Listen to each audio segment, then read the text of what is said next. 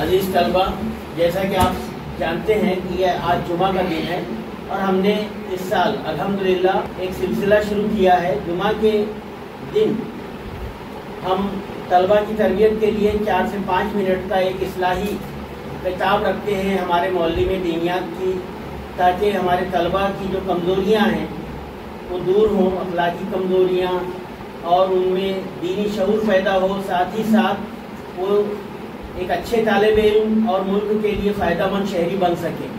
اور اسی سلسلے کی ایک کڑی کے طور پر جمعہ کا یہ دن آج جو ہے، اس میں آپ کے سامنے صاف صفائی اور طہارت و پاکیزگی کی اہمیت اسلام کی نظر میں، اور ساتھ ہی ساتھ بحیثیت شہری جو ضروری ہے ہمارے لیے، قرآن و حدیث کی روشنی میں مولانا سینئر معلم دینیات ہیں، وہ آپ سے خطاب فرمائیں گے۔ کوئی بھی بات یہاں سے صرف کہنے کے لیے نہیں ہے، ہم ہر چیز میں عمل دیکھنا چاہتے ہیں، اثر دیکھنا چاہتے ہیں۔ اگر آپ اثر نہیں دکھاتے ہیں، پھر سے وہی غلطیاں کرتے ہیں جو آپ کو روزانہ سکھائی جاتی ہیں، تو اس کا مطلب یہ ہے کہ اس سارے پروجیکٹ کا کوئی اثر نہیں ہو رہا ہے۔ جتنی تربیت آپ کی جا رہی ہے وہ بیکار جا رہی ہے، اور ہم کسی کام کو بیکار میں جانے نہیں دینا چاہتے ہیں۔ اس لیے بغور سنیں، اساتذہ اپنا کام روکیں، طلبہ کا اٹینشن ڈائیورٹ کرنے کے لیے پوری کوشش کریں، ان کو تاکید کریں، تنبیہ کریں، تاکہ وہ سنیں کہ کیا بات یہاں سے کی جا رہی ہے۔ اور کیونکہ یہ موضوع ہم نے ایسے چنے ہیں ہر ہفتے کے لیے جو طلبہ کی روزمرہ کی زندگی سے جڑے ہوئے ہیں۔ اسٹوڈنٹس اگر صاف ستھرے رہیں گے تو اس کا اثر اسکول پر دکھائی دے گا، ان کی شخصیت پر دکھائی دے گا۔ اور اسی بات کو کرنے کے لیے ہم نے آج مولانا مجیب الرحمان صاحب سے ریکویسٹ کی ہے، آپ ان کو بغور سنیں اور جو بھی باتیں کی جاتی ہیں اس پر عمل کریں۔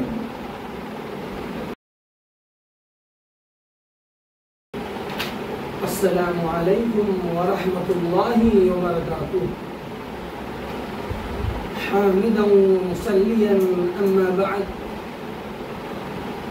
عزیز طلبہ و اساتذہ کرام، اسلام میں نظافت کی بڑی تاکید آئی ہے۔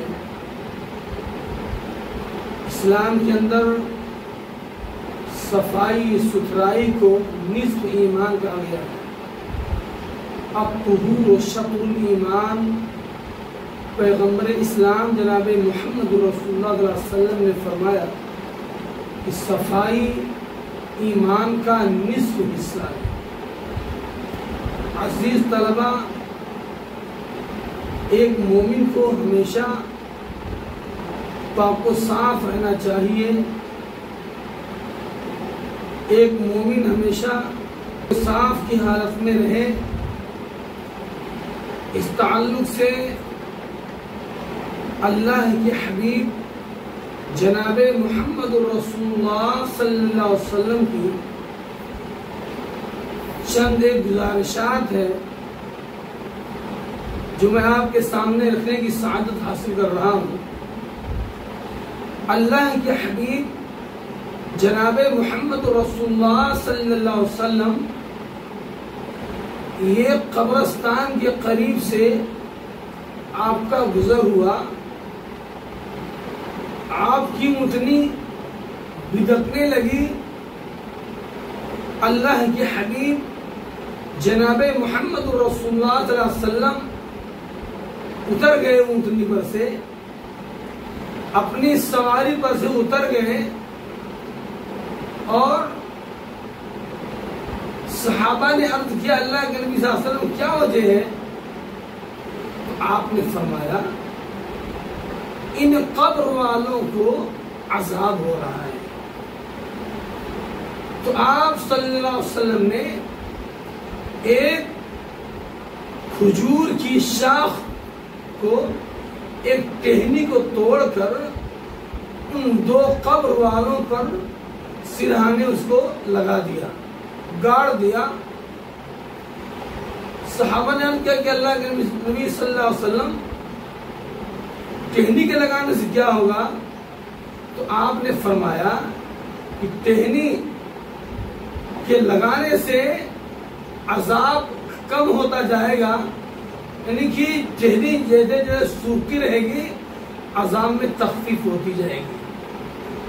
تو صحابہ نے عرض کیا اللہ کے نبی کیا وجہ ہے جو قبر میں عذاب ہو رہا ہے؟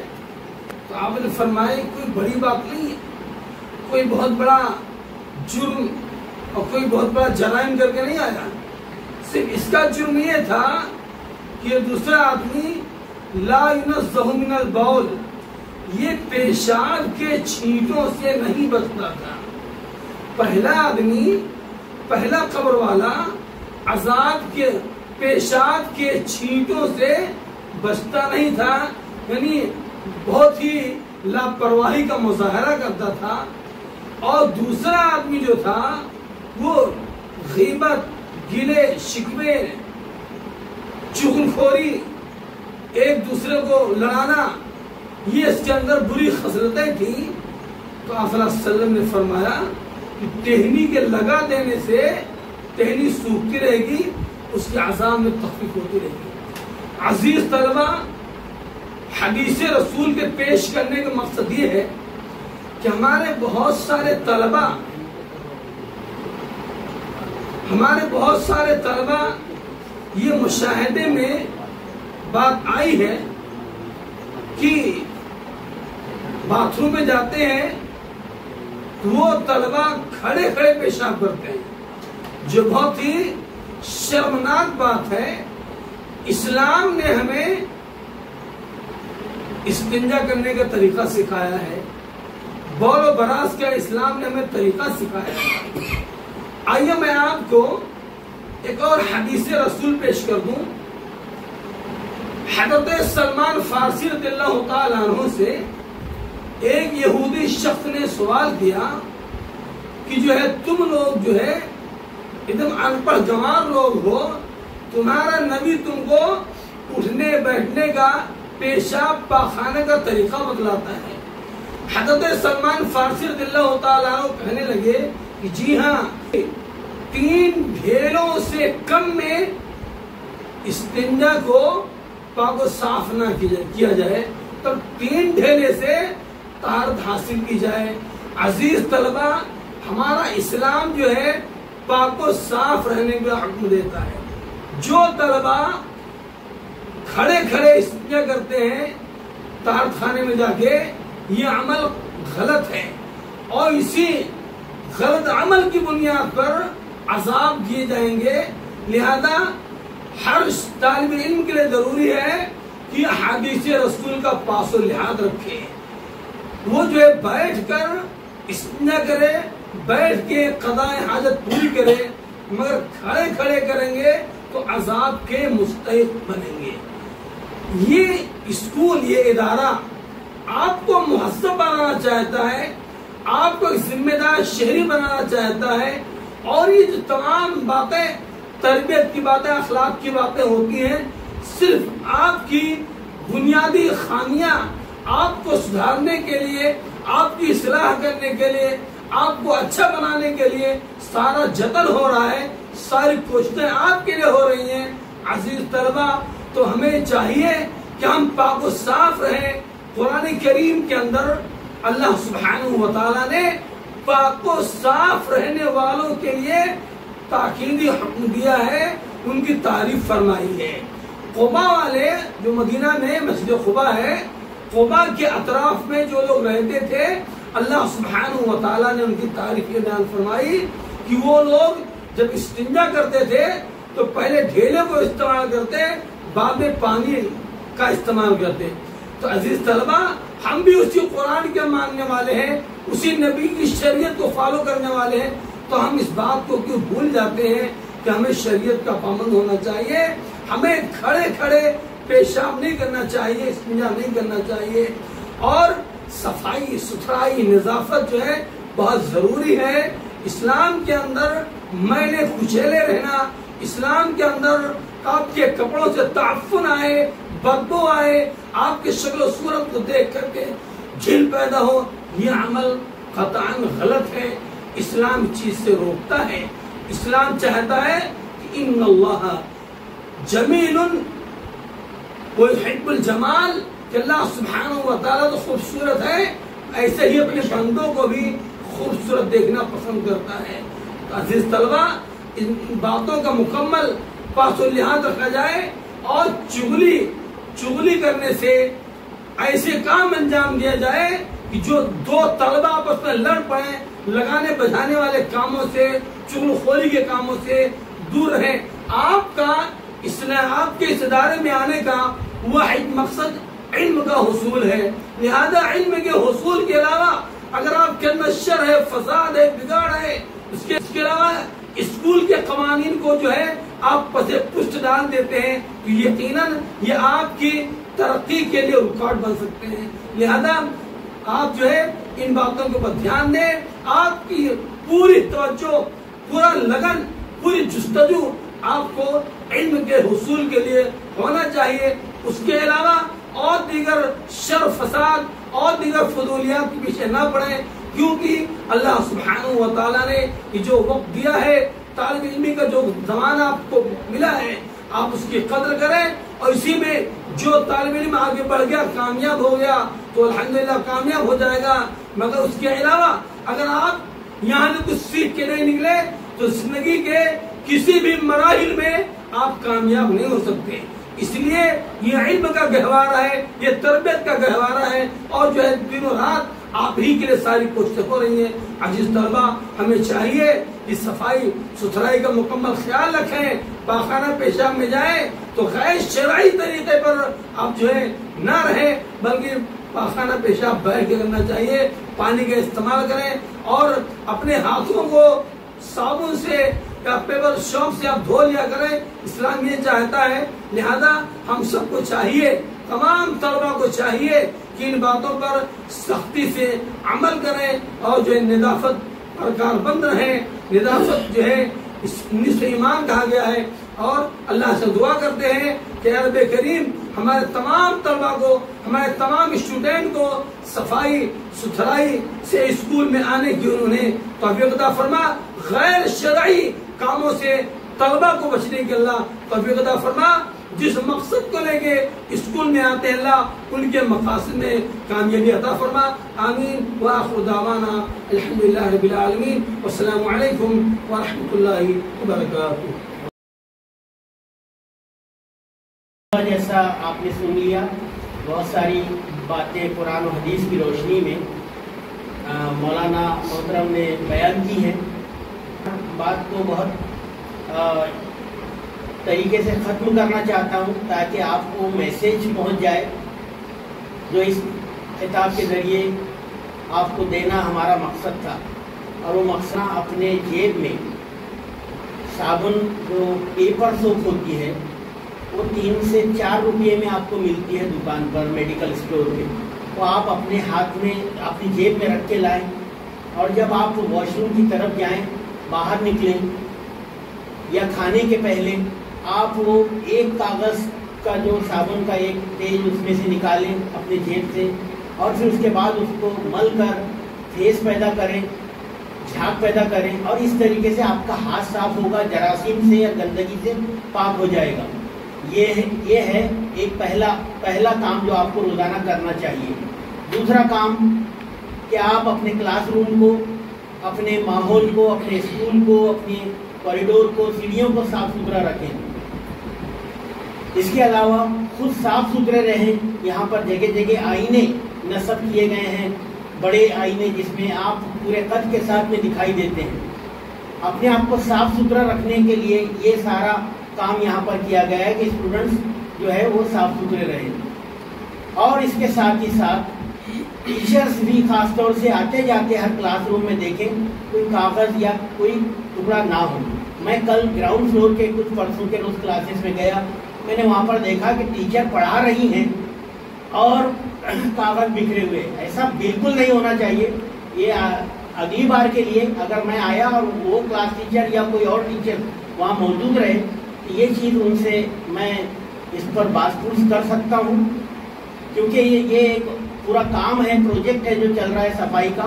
ہم اس کے ذریعے اپنے اسکول کو صاف ستھرا اس کے بغیر نہیں رکھ سکتے کہ اساتذہ بھی جتنی باتیں یہاں سے بتائی جاتی ہیں اس پہ اپنے طلباء سے عمل کروائیں. خود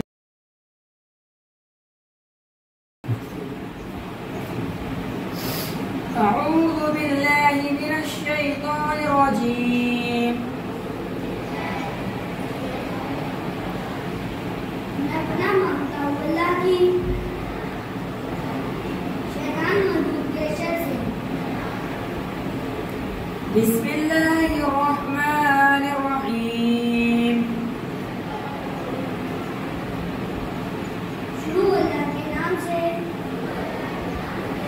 جو بڑا مہربان اور نہایت رحم کرنے والا ہے. الحمد لله رب العالمين. تمام تعریفیں اللہ کے لیے ہیں جو تمام جہانوں کا رب ہے.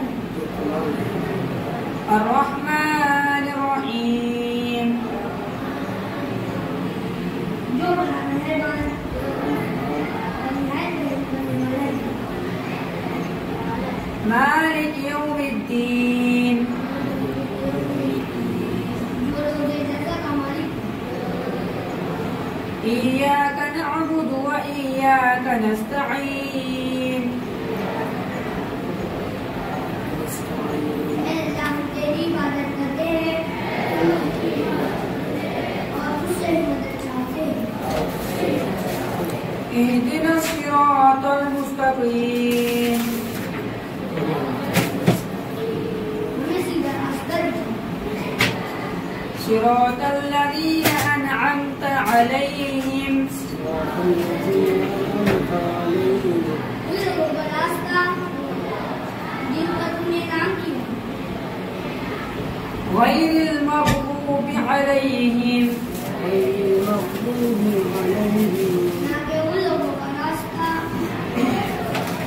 جن پر تیرا غضب ہے. ولا الضالين.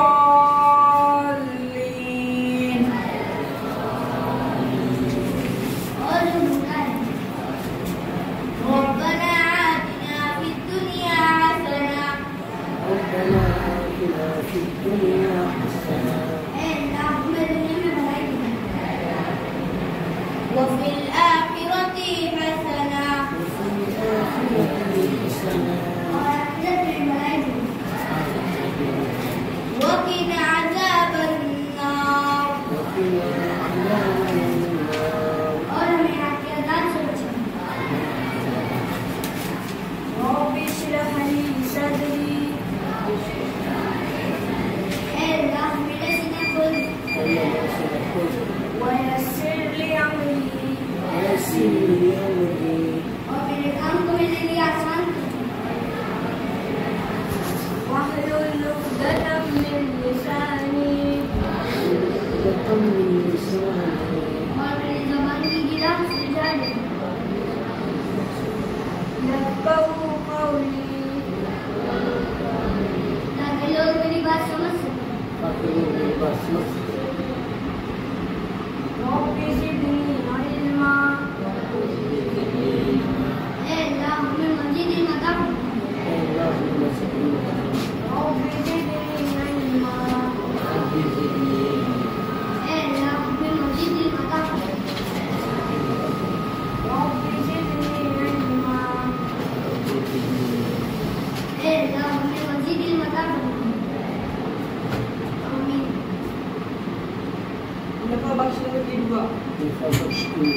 اللهم إني أسألك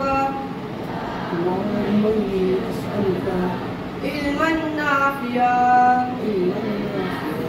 اے اللہ میں تجھ سے نفع بخشنے کا سوال کرتا ہوں. ورزقا طيبا. اور کافی غریب وعملا متقبلا. اور مقبول عمل.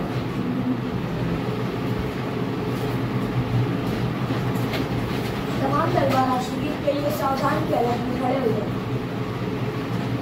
جن گن من ادینائے